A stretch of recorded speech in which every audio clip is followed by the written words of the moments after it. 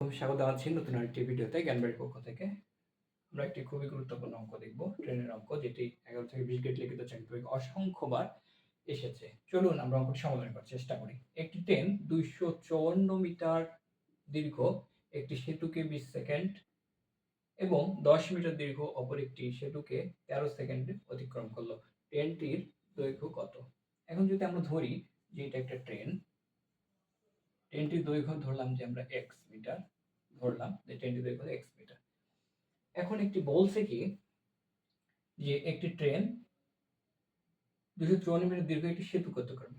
অতিক্রম মানে কি? অতিক্রম মানে কি? ধরলাম যে একটা সেতু, এটা সেতু, এই সেতুটার দৈর্ঘ্য হচ্ছে 254। ট্রেনটা যদি তাকে অতিক্রম করতে যায় বা অতিক্রম করে, তার মানে কি ট্রেনের শেষ অংশটা থাকবে এই শেষ প্রান্তে, আর ট্রেন থাকবে, মাথা থাকবে এই জায়গায়। তাহলে ট্রেনটার দৈর্ঘ্য হচ্ছে কত? আমরা ধরছি x। তাহলে টোটাল দৈর্ঘ্য কত? 254 প্লাস x। তাহলে টোটাল দৈর্ঘ্য হচ্ছে 254 প্লাস x, এত মিটার। এত মিটার অতিক্রম করে কত সেকেন্ডে? 20 সেকেন্ডে অতিক্রম করে। ভালো কথা। তাহলে আবার বলছে কি অপর আরেকটা সেতু আছে যেটা 10 মিটার দীর্ঘ, যেটা 13 সেকেন্ডে অতিক্রম করে। তাহলে আরেকটা সেতু আছে হচ্ছে 100 মিটার দৈর্ঘ্য। ট্রেনটি যদি অতিক্রম করে, তার মানে এতদূর পর্যন্ত যেতে হবে তাকে, সেতুটির শেষ প্রান্তে যেতে হবে। তাহলে হচ্ছে x। তাহলে টোটাল দৈর্ঘ্য হচ্ছে কত? 100 প্লাস x মিটার। ঠিক আছে? তাহলে যদি এটা হয়, এখন আমরা যদি আসি সমাধান করি, তাহলে আমরা যদি 1 সেকেন্ডে বের করি, 1 সেকেন্ডে কতটুকু যায় প্রথম সেতুর ক্ষেত্রে এবং দ্বিতীয় সেতুর ক্ষেত্রে, দুইটার মান ইকুয়াল করলে আমাদের ট্রেনের দৈর্ঘ্যটা আমরা বের করতে পারবো। তাহলে আমরা লিখতে পারি 20 সেকেন্ডে প্রথম সেতু অতিক্রম করে। প্রথম সেতু অতিক্রম করে কতটুকু? প্রথম সেতু অতিক্রম করে কত metre? 254 plus x, 254 plus x metre. তাহলে আমরা এখানে ধরলাম যে ট্রেনের দৈর্ঘ্য x মিটার। ঠিক আছে? 20 সেকেন্ডে যাবে এত মিটার। তাহলে 1 সেকেন্ডে কতটুকু যাবে? 1 সেকেন্ডে যাবে হচ্ছে 254 প্লাস হচ্ছে x ভাগ হচ্ছে 20 মিটার। গেল, এটা প্রথম সেতু। তাহলে দ্বিতীয় সেতু অতিক্রম করে কত সেকেন্ডে? দ্বিতীয় সেতু 13 সেকেন্ডে। দ্বিতীয় সেতু 13 সেকেন্ডে দ্বিতীয় সেতু অতিক্রম করে কত মিটার? 100 প্লাস x মিটার, তাই না? দ্বিতীয় সেতু। তাহলে 1 সেকেন্ডে দ্বিতীয় সেতুটি কতখানি ট্রেনটা অতিক্রম করবে? 100 ভাগ হচ্ছে x ভাগ 13।